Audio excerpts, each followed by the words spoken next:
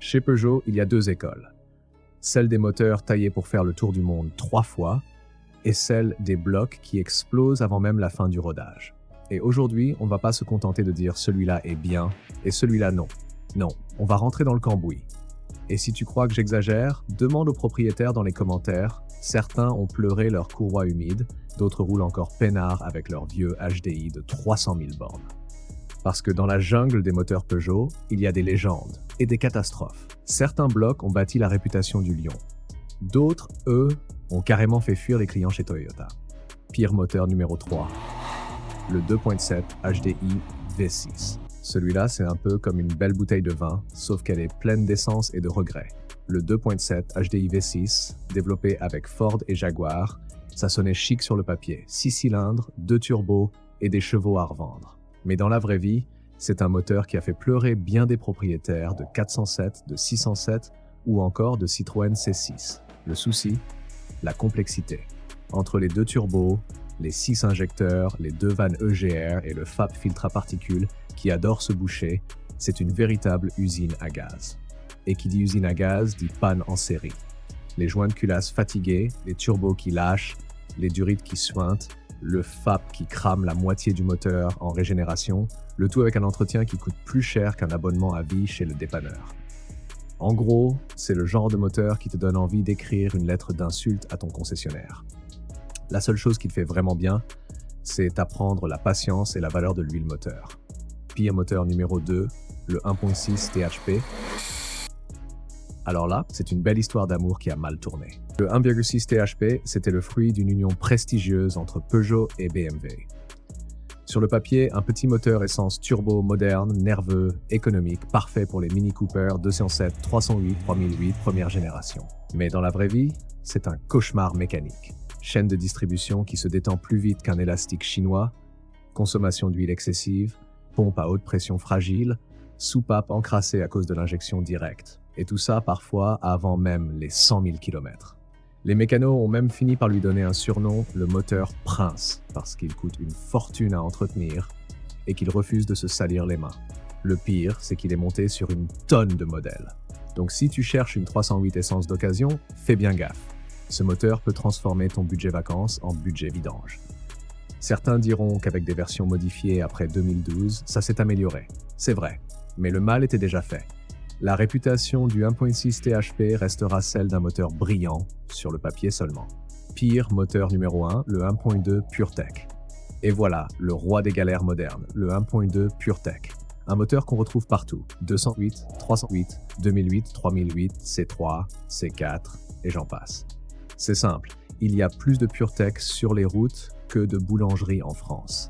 Sauf que ce petit 3 cylindres, aussi sympathique qu'il en a l'air, cache une bombe à retardement. Le problème, c'est la courroie de distribution à bain d'huile. Une idée soi-disant géniale pour réduire le bruit et la friction, sauf qu'elle finit par se désagréger dans l'huile, boucher la pompe et flinguer le moteur avant même que tu aies le temps de dire « entretien constructeur ». Résultat, des casses moteurs en série, des factures à plusieurs milliers d'euros et des propriétaires qui ont perdu foi en le mot « fiabilité ». Alors oui, il faut être honnête, Peugeot a fini par revoir la copie. Depuis 2022, les nouvelles générations ont une courroie plus résistante et un entretien mieux défini. Mais comme l'a dit un commentaire plein de sagesse, changer la courroie à 6 ans ou 100 000 km, c'est ça l'entretien.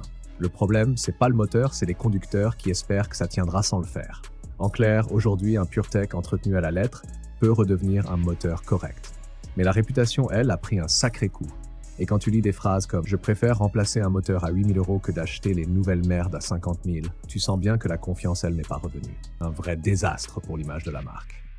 Mais tout n'est pas perdu parce que Peugeot n'a pas fait que des moteurs capricieux. Les moteurs qui ont fait la fierté de Peugeot. Ceux que même les haters dans les commentaires respectent à contre-cœur. Le 1.9 diesel XUD9.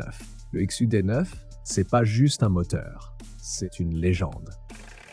Le genre de bloc que tu retrouves encore à tourner au ralenti devant une boulangerie de province avec 300 000 km au compteur et un bruit de tracteur qui dit « Je suis encore là, moi ». Lancé à la fin des années 80, il a équipé les 205, ZX et même les premiers partenaires. Pas de turbo fragile, pas de vanne EGR, pas de fioriture électronique. Juste une injection mécanique. une pompe Bosch increvable et une tolérance au mauvais traitement digne d'un tank soviétique. C'est le moteur préféré des mécanos, un vrai diesel à l'ancienne, sobre, costaud et qui démarre même après 3 hivers sans préchauffage. Et pour cause, beaucoup roulent encore aujourd'hui, certains atteignent les 500 000 km sans ouverture moteur. Bref, c'est le bloc Peugeot qu'on n'enterre pas. On le polit, on le bichonne et on le raconte à ses petits-enfants. Meilleur moteur numéro 2, le 2.0 HDI 90-110. Celui-là, c'est le successeur naturel du XUD9, le DBB10, le fameux 2 litres HDI des années 2000. Et à en croire les commentaires, c'est le moteur que tout le monde regrette aujourd'hui. Des propriétaires de 406, 307 ou 308 jurent encore que c'est le meilleur moteur que Peugeot ait sorti. Et honnêtement, ils n'ont pas tort. Sobre, plein de couple, fiable, facile à entretenir, il ne fait pas de bruit, ne fume pas et tourne encore comme une horloge après 200 ou 300 000 bornes. Certaines flottes de taxis l'ont poussé à 400 voire 500 000 km sans souci majeur, à juste des vannes EGR un peu têtues et un turbo parfois fatigué. C'est le moteur parfait pour ceux qui aiment rouler sans stress. Tu fais ton plein, tu tournes la clé et tu sais que tu arriveras à bon port. Pas d'angoisse, pas d'alerte rouge, juste du bon sens mécanique.